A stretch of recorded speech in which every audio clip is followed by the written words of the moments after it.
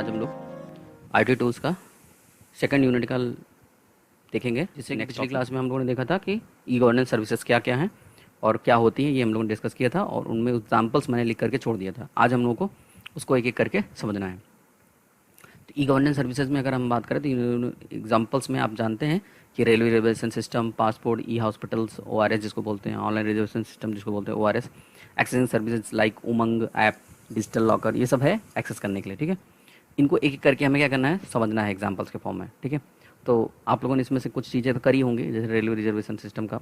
अब इसके अलावा बहुत सारी चीज़ें हैं, बट हमारे पेपर में एग्जाम मतलब जो बुक में है वो आपके ये सब एग्जाम्पल, जैसे कि सबसे पहले रेलवे रिजर्वेशन सिस्टम। ठीक है, नाम समझ में आ रहा है, एक फैसिलिटी है जो पैसेंजर्स से इंक्वायरी करने के लिए, ट्रेन अवेलेबिलिटी के लिए और सोर्स डिसीजन चेक कर सकते हैं, बुकिंग कर सकते हैं, कैंसिलेशन कर सकते हैं, इंक्वायरी कर सकते हैं। ठीक है, स्टेटस देख सकते हैं टिकट का।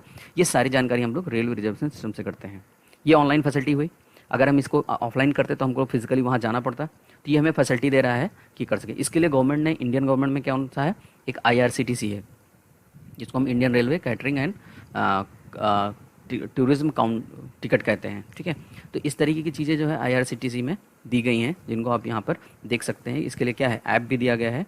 जैसे कि अगर हम इस ऐप को देखें तो आप देख सकते हैं ये आपका ऐप है आईआरसीटीसी का, जहाँ पर आप जा करके क्या है, बुकिंग कर सकते हैं, फ्रॉम एंड टू, और डेट डाल सकते हैं। डेट डाल करके ट्रेन पे फाइंड कर सकते हैं, और आप यहाँ पे स्टेटस वगैरह भी चेक कर सकते हैं। और इसमें बहुत सारी फीचर दिए गए हैं जो आप यहाँ से जानते हैं।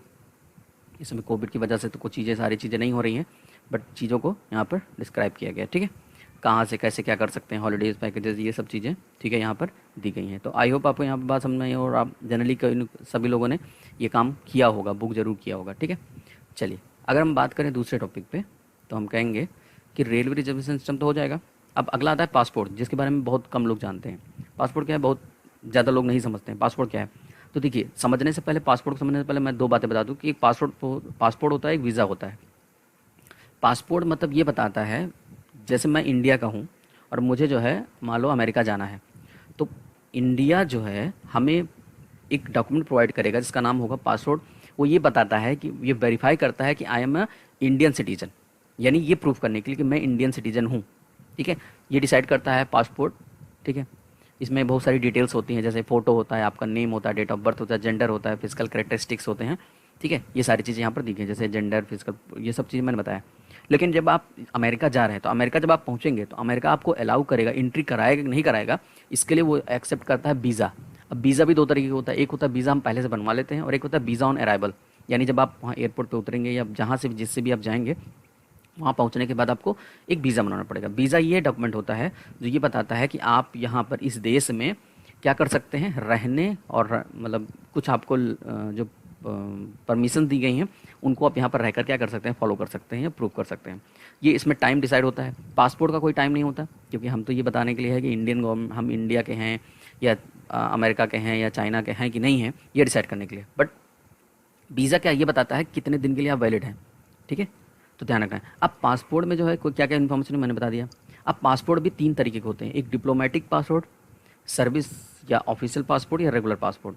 डिप्लोमेटिक पासपोर्ट वो पासपोर्ट्स होते हैं जो पर्टिकुलर किसी पर्पस के लिए, जैसे इंडियन गवर्नमेंट की तरफ से किसी पर्पस के लिए जा रहे हैं कुछ दिन के लिए, और कुछ डिप्लोमेटिक टास्क के लिए, कूटनीतिक प्रभाव के लिए, व्यवस्था के लिए। जैसे कोई यहाँ से हमारे नेता वगैरह क्या होते हैं, मान लीजिए इंडिया में जाकर के, अमेरिका में जाकर कोई सेमिनार अटेंड करना है या कुछ कोई मीटिंग है, तो उनको जो पासपोर्ट मिलता है वो डिप्लोमेटिक पासपोर्ट होता है। ठीक है, एक होता है सर्विस और ऑफिशियल, जैसे दूतावास में जो हमारे होंगे, भारतीय दूतावास के जो लोग होंगे अब अमेरिका के अंदर, या हमारे जो सर्विस करने आईपीएस आईएफएस जो मतलब वहाँ जा करके अगर कोई काम कर रहे होंगे या कोई चीज़ के लिए गए होंगे, तो वो ऑफिशियल और सर्विस के लिए होगा। एक होता है रेगुलर, जो पर्टिकुलर वहाँ के लिए रहने के लिए, जैसे भारत का नागरिक यहाँ जा करके अमेरिका में रहने लगे तो उसके लिए एक रेगुलर पासपोर्ट बनता है। तो ये बातें आपको आई थिंक समझ में आ गई होंगे, और वीज़ा क्या होता है ये भी मैंने आपको समझा दिया। ठीक है, चलिए नेक्स्ट होता है, अब वीज़ा बनेगा कैसे, इसके लिए मैं कॉन्सेप्ट आपको दिखा दूं कि ये आप यहाँ पर देख सकते हैं।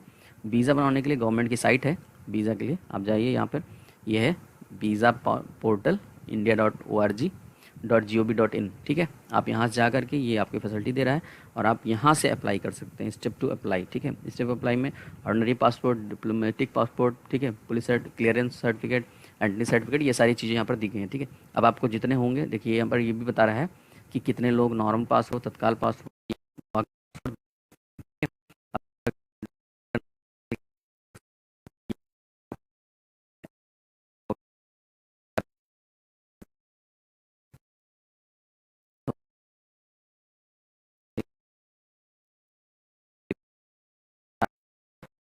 के बाद जाएगा जो आपके नज़दीकी पासपोर्ट सेवा केंद्र होगा। ठीक है, ई हॉस्पिटल की बात करते हैं। ई हॉस्पिटल क्या है? Electronic hospital. अब ये इलेक्ट्रॉनिक हॉस्पिटल मतलब ऐसा नहीं होगा कि कोई डिजिटल हॉस्पिटल होगा जो रियल में एग्जिस्ट नहीं करेगा, लोग उस पर क्या करेंगे, एक्सेस करके काम कर लेंगे, ऐसा कुछ नहीं है। बट ये आपको एक ऑनलाइन रजिस्ट्रेशन सर्विस फ्रेमवर्क देता है, पोर्टल, जो पीपल को अवेल करता है फैसिलिटी कि आप रजिस्ट्रेशन ले सकें, कहीं पर रजिस्ट्रेशन कर सकें, अपॉइंटमेंट ले सकें, मतलब किसी डॉक्टर से अपॉइंटमेंट ले सकें, फ़ी जमा कर सकें, अपनी डायग्नोस्टिक अपनी रिपोर्ट देख सकें, अवेलेबिलिटी ऑफ ब्लड, ब्लड है कि नहीं है किसी गवर्नमेंट हॉस्पिटल में, ये सारी जानकारी आप ई हॉस्पिटल से, यानी डिजिटली जो भी चीज़ हो सकती है। ये हमारे नरेंद्र मोदी साहब ने अभी कुछ ही दिन पहले जो इनका प्रोग्राम था, 13 जो है प्रोग्राम इन्होंने लॉन्च किया था डिजिटल इंडिया बनाने के लिए, उसमें से एक ये भी प्रोग्राम है जिसका नाम है ई हॉस्पिटल। तो इलेक्ट्रॉनिक हॉस्पिटल आप समझ गए होंगे कि आप यहाँ से सर्विसेज, कैसी कैसी सर्विसेज, रजिस्ट्रेशन की, अपॉइंटमेंट की, फीस जमा करने की, डायग्नोसिस रिपोर्ट देखने की, अवेलेबिलिटी ऑफ ब्लड, ब्लड पता करने की, ये सारी जानकारी आप ले सकते हैं। जैसे किसी को हॉस्पिटल में अचानक से ब्लड की ज़रूरत पड़ गई और हमें पता ही नहीं है कि कहाँ पर मिलेगा, तो हम वहाँ से ऑनलाइन सर्च करके देख सकते हैं किस हॉस्पिटल मिलेगा और हम वहाँ से जाकर क्या कर सकते हैं, ले सकते हैं। ठीक है, तो ये आपके लिए बहुत अच्छी फैसिलिटी में दे रहा है। डायग्नोस्टिक रिपोर्ट वगैरह लेने जाने की नहीं है, ऑनलाइन हम डाउनलोड करके देख सकते हैं। ठीक है, तो ये है। अब इसके लिए क्या है, अब इसके लिए भी गवर्नमेंट ने क्या है बना के दिया है। ठीक है, तो अगर ई गवर्नमेंट ई हॉस्पिटल की बात करें तो ये रहा आपके पास ई हॉस्पिटल, जिसमें फैसिलिटीज़ दी गई हैं। आप यहाँ से लॉगिन कर सकते हैं अपना यूजर नेम, पासवर्ड, और क्या मॉड्यूल क्या है, ठीक है, रिपोर्ट्स के लिए, कंपोजिट लॉगिन के लिए, ऑल मॉड्यूल के लिए। ठीक है, ये है। और ये कौन कौन से फीचर्स इसके अंदर होंगे, इनेबल्ड होंगे, ऑडिट लॉगिंग होगी, ट्रांजैक्शन होगा, ये सब, और अबाउट क्या होगा, ये जानकारी दी गई। यहाँ से आप डैशबोर्ड पे जा सकते हैं, लाइव स्टेटस हॉस्पिटल लिस्ट देख सकते हैं, ज्वाइन ई हॉस्पिटल का कॉन्सेप्ट यहाँ पर दिया गया। तो ये आपका नेशनल इन्फॉर्मेशन सेंटर्स द्वारा ये जो है इन्फॉर्मेशन आपके सामने डिजिटल इंडिया के फॉर्मेट में, ये आप देख सकते हैं, power to empower, power to empower. ठीक है, ये आपका लोगो हो गया। क्लियर? तो यहाँ तक आप बात समझ में आ रही होगी ई हॉस्पिटल क्या है। अगला आता है उमंग ऐप। उमंग का फुल फॉर्म ही होता है unified mobile application for new age governance. ठीक है, न्यू एज गवर्नेंस। अब ध्यान रखना है, ये बहुत ही सिंपल सा कॉन्सेप्ट आप समझिए। इसको बनाया किसने है? Ministry of electronic and information technology, ठीक है, and national e governance division to drive mobile governance in India. Mobile के द्वारा हम गवर्नेंस मतलब प्रशासन को चलाने के।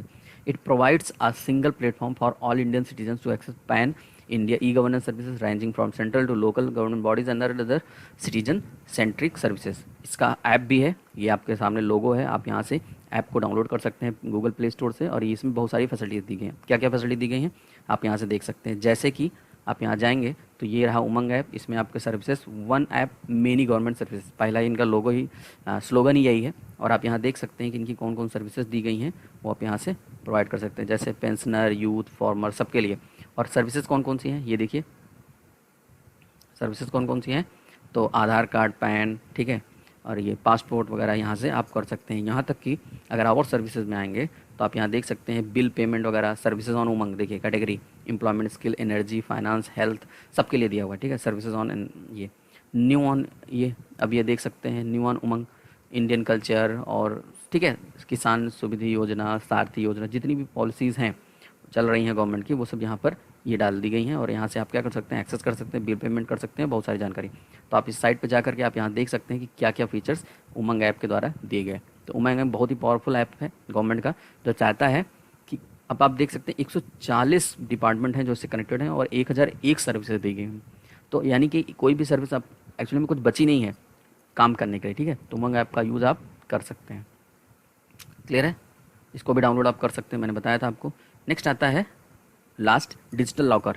डिजिटल लॉकर जैसा कि नाम समझ में आ रहा है, यानी डिजिटली लॉक करना। डिजिटली लॉक करने का मतलब बायोमेट्रिक के द्वारा, किसी नंबर के द्वारा, कोड के द्वारा, पासवर्ड के द्वारा किसी भी चीज़ को, सामान को लॉक करना, फिजिकली लॉक कर देना। ठीक है, तो डिजिटल लॉकर एक प्लेटफॉर्म है फॉर, जिसको हम डिजी लॉकर भी बोलते हैं शॉर्ट फॉर्म में। ये डिजिटल डिजी लॉकर एक ऐप भी डाउन मतलब इंस्टॉल मतलब बनाया गया है गवर्नमेंट के द्वारा, जहाँ पर ये कहा गया कि आप अपने सारे डॉक्यूमेंट्स, जो भी आपके डॉक्यूमेंट्स हैं, उसको आप डिजिटली स्टोर कर दीजिए क्लाउड पे।